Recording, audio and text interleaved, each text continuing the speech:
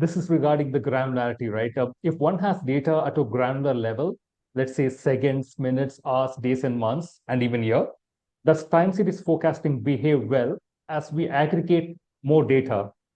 Or do you think is it unwise to model at a level, let's say seconds or minutes?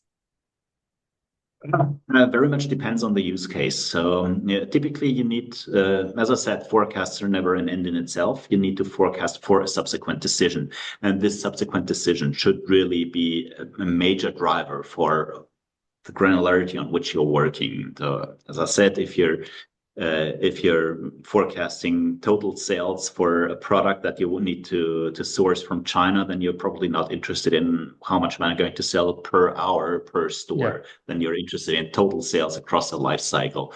But later on, when you do replenishment, when the product is already in your distribution center, you need to replenish the stores, then you need to forecast on daily granularity because you may have one delivery per day or even 3 days granularity, something like that. So the final output of the forecast should be governed by what you're going to do with the forecast. That, of course, doesn't mean, we just talked about this hierarchical aggregation, consolidation across the time dimension. So you can certainly model and forecast on more fine granular levels and then aggregate up.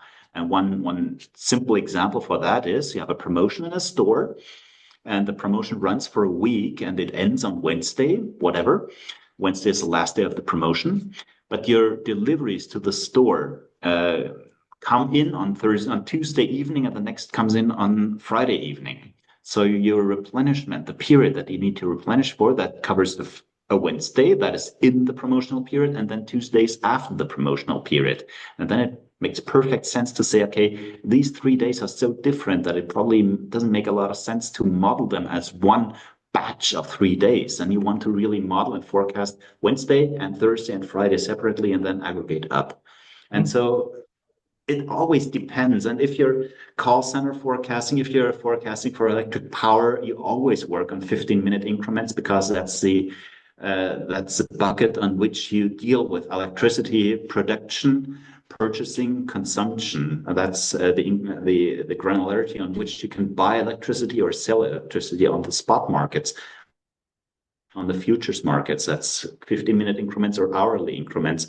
Nobody cares about, well, I'm not going to say nobody cares about second-to-second power consumption. That the engineers that do the transformers, they certainly care about that. But those people that do actual forecasting in terms of pricing, electricity price forecasts, they typically deal and work on this kind of granularity. So it all should be driven by the use case, and you should nevertheless always be willing to look beyond that and see whether other granularities can help you.